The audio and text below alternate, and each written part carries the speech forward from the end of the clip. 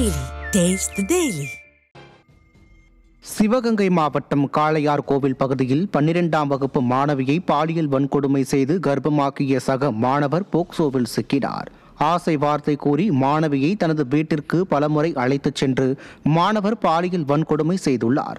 இதில் மாணவி 4 மாதம் கர்ப்பமான நிலையில் அவரது பெற்றோர் அளித்த புகாரில் 12ஆம் வகுப்பு மாணவர் போக்சோ சட்டத்தின் கீழ் பிடிபட்டார்.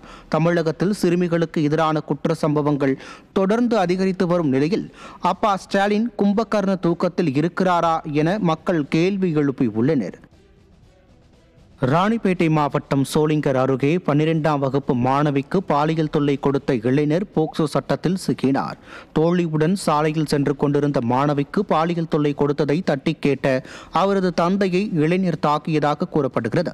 இதையடுத்து காவல் நிலையத்தில் புகார் அளிக்கப்பட்ட நிலையில் இளைஞர் போக்சோ சட்டத்தின் கீழ் பிடிபட்டார். தீய சக்தி ஸ்டாலின் மாடல் ஆட்சியில் பள்ளி மாணவிகள் பகலிலேயே தெருக்களில் நடமாட முடியாத நிலை உள்ளதாக பொதுமக்கள் ஆவேசப்படுகின்றனர். விருதுநகரில் திருமணம் செய்து கொள்வதாக கூறி 17 வயது சிறுமிக்கு பாலியல் தொல்லை கொடுத்த இளைஞர் தாயாருடன் சிக்கினார்.